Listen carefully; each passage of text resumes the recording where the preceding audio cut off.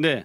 네이버가 언론사의 뉴스 보도에 대해 피해자의 신청이 있을 경우 자체적으로 정정보도 청구 중 또는 반론보도 청구 중이라는 표시를 붙이기로 했습니다. 표시를 붙이는 위치도 본문이 아니라 제목 발의 아래라고 합니다.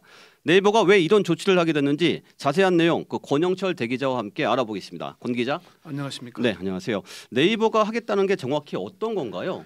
그러니까 언론 보도 등으로 명예훼손 또는 권리 침해를 입은 이용자가 정정 보도 또는 반론 보도를 청구하지 않겠습니까? 네.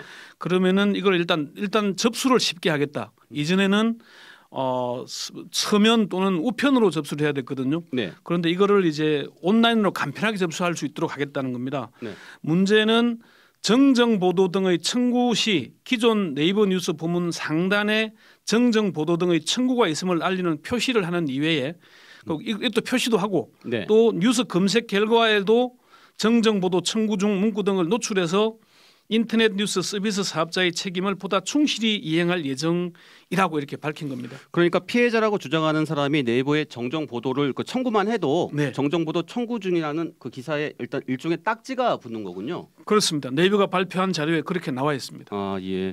네이버는 포털 사업자이긴 하지만 사기업이잖아요. 그렇죠. 이렇게 해도 되는 겁니까? 그래서 논란이 일고 있는 겁니다. 오늘 동아일보와 한겨레신문, 한국일보 등 주요 신문들이 사설과 기사로 비판을 쏟아냈는데요.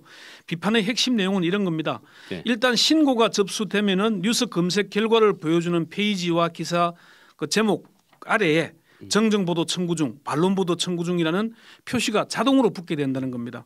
일종의 딱지가 되는 거죠. 신고만 하면 된다는 건데 그 정당한 문제 제기를 하는 기사에 불량 내지는 부실 기사라는 오명을 씌우는 모습이 되지 않겠습니까?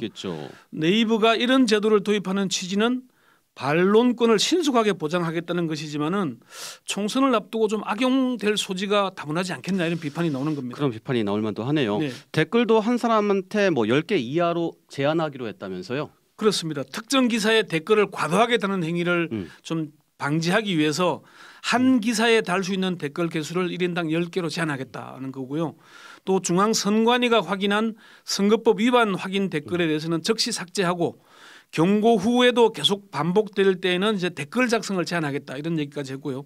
네이버는 또 접수된 정정보도 청구 등을 기사 제공 언론사에 전달할 때 해당 기사의 댓글 창을 일시적으로 닫는 것도 적극적으로 요청하겠다 이렇게 밝혔습니다. 네, 또 다른 포털 사이트 다음 뉴스도 이렇게 합니까? 같은 조치를 하지 않고 있고요. 그럴 방침도 없다고 이렇게 밝히고 있습니다. 그렇군요. 그러면 네이버는 왜 이렇게 방침을 갑자기 정한 거예요? 네이버 쪽에 확인해 보니까 외형적으로는 올해 초에 출범한 네이버 뉴스 핵심 포럼의 권고에 따른 것이다 이렇게 얘기를 했어요. 뉴스 핵심 포럼은 각계 전문가 7명으로 구성된 조직인데요. 박근혜 정부에서 방통위원장을 지낸 최성준 변호사가 위원장으로 선출이 됐습니다. 네. 그렇지만 출범 시기나 출범 직후 첫 권고가 윤석열 정부의 미디어 정책 방향과 비슷한 양상을 띠고 있습니다. 네, 권 기자. 좀 직설적으로 여쭤보겠습니다. 네. 정부의 압력이나 압박 때문에 네이버가 혹시 이런 조치를 취하는 건 아닌가요? 오비일학이라고 해야 맞는지 모르겠습니다만은 네이버에서도 정부의 이른바 가짜 뉴스와의 전쟁 방침과 무관하다고는 하지 않습니다. 네이버 쪽에 물어보니까 정부가 바뀐 뒤에 상당한 압박이 있었던 게 사실이고 네. 뉴스 핵심 포럼 출범이나 이후의 권고 등이 정부의 정책 방향과 무관하지는 않을 것이다 이렇게 답을 하더라고요. 네. 혁신 포럼의 구성에 대해서는 정치권으로부터 추천을 직접 받은 건 아니지만 영향이 없지는 않을 것이다 이렇게 애매한 답변을 했고요. 네. 다만 한 그 혁신 포럼 위원회는 자유롭게 토론하는 분위기였고 특정 정파를 편들거나 그렇게 하지는 않았다 이렇게 답을 하긴 했습니다. 그렇군요. 네. 이전에도 이렇게 언론 보도에 대해서 딱지를 붙이는 이런 뭐 전례가 좀 있었나요? 그런 전례는 저는 기억이 별로 없는데요. 네이버 관계자는 2011년에 개정된 언론중재법에 이런 내용이 담겨 있다고 밝혔습니다. 실제로 언론중재법에 그런 조항이 있긴 하더라고요. 17조 2항에. 네.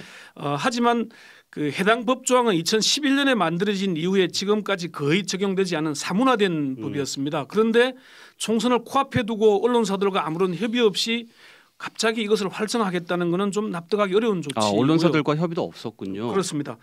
윤석열 정부 들어서 이런 비슷한 사례가 있긴 했는데요. 사실 아무런 권한이 없는 방통심의위가 지난해 11월에 뉴스타파의 김만배 신앙님 녹취록 보도에 대해서 이런 뭐 공문을 보내서 신속 심의 중이라는 딱지를 붙였는데 한번 자료 보시면 저기에 네. 빨간 줄 치는데 보면은 신속 심의 중이라는 그런 표시가 나오는 게 있습니다. 그러네요. 네, 그런 게 있습니다. 이렇게 되면 사실 언론중재위나 네. 뭐 지금 방통심의위가 판정을 하는데 이런 네. 판정이 나오기도 전에 정정보도 청구 중이라는 문구가 삽입되면서 네. 당장 가짜 뉴스로 낙인 찍힐 수도 있잖아요. 그게 사실 문제입니다. 정정보도 청구가 됐다는 사실만으로 가짜 뉴스로 오인될 우려가 있는 거죠. 그렇죠. 절차를 간소화하고 댓글까지 차단하면 너도나도 가짜 뉴스 하면서 정정 보도를 하지 않겠냐, 청구하지 않겠냐 이런 우려가 있고요. 특히나 총선이 다가오면서 후보자들은 저마다 자신에게 비판적인 기사에 반박하려 민감하죠. 하지 않겠습니까? 그런 우려가 있는 게 사실입니다. 그 신청은 아무나 해도 되는 겁니까? 그거는 아닙니다. 일단은 피해 당사자인지 확인을 해야 되고요. 네. 당사자가 맞는지 인정 절차를 거치게 될 거라고 합니다. 또 피해가 있다는 것도 인정이 되어야 합니다. 지금까지 10여 건 신청이 있었지만은 피해 사실 또는 본인 확인이 안 돼서 모두 기각이 됐다고 합니다. 그런데 이걸 이제 문을 활짝 여는 거니까 앞으로 어떻게 될지는 좀 사실 우려가 큰 게 사실입니다. 그렇군요. 여기까지 듣겠습니다. 권영철 기자 수고하셨습니다. 네.